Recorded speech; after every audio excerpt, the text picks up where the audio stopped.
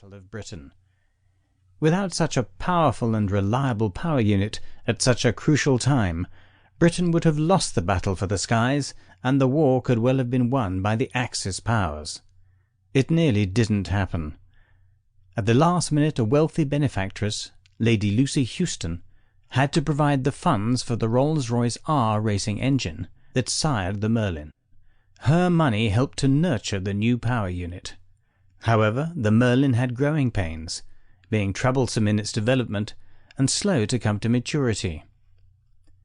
This story of powered flight is a story of our species at its best and worst: human inventiveness versus intellectual theft, human persistence versus jealousy and duplicity, human patriotism and courage versus hatred and dogma.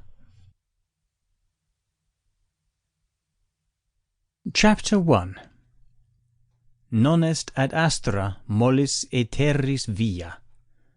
There is no easy way from the earth to the stars. As a child, Albert Einstein was given a Russian toy steam train by a favorite uncle. 3 years after winning the Nobel Prize for Physics, he wrote to Caesar Koch to thank him once again. Einstein, the author of the theory of relativity, maintained that it was the steam engine that initiated his interest in science. Steam engines are easy to understand and easy to love, as Thomas the Tank Engine shows.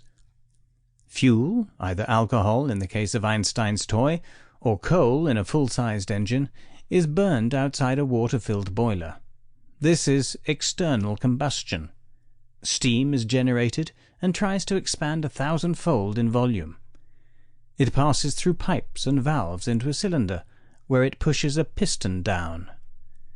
The piston is connected by a rod to a crank, which drives a wheel round, which drives the steam engine along. You can see the whole process going on, together with delightful smells of fuel, hot oil, and smoke, and the vision of an animate machine with long metal legs and pumping lungs. The brilliance of the invention of the internal combustion piston engine was that it dispensed with the man shoveling coal, the filthy firebox, the water, steam, and heavy boiler, and instead burned petroleum fuel inside the cylinder.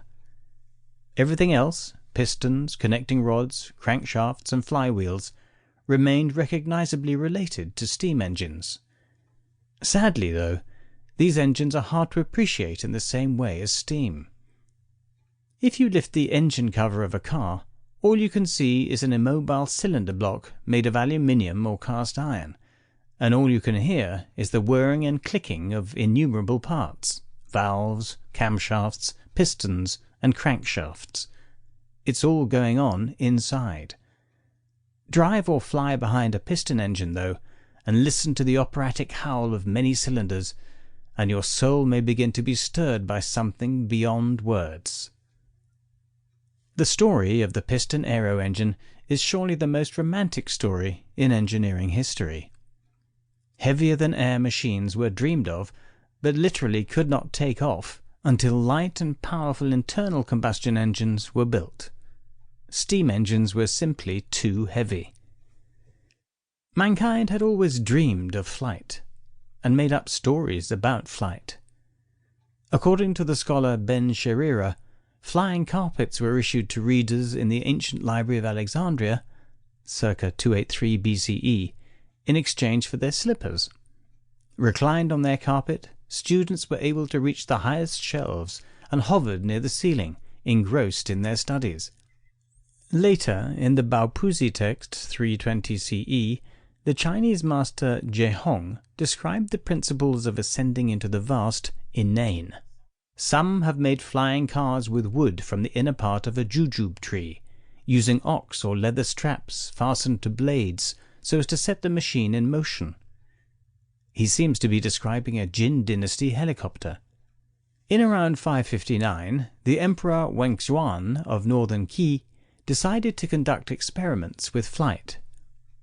Volunteers failed to come forward, so prisoners were forced to leap off a tower attached to man-carrying kites. There was only one survivor, Yuan Huangtu of Ye, who successfully managed to glide over the city walls and land safely.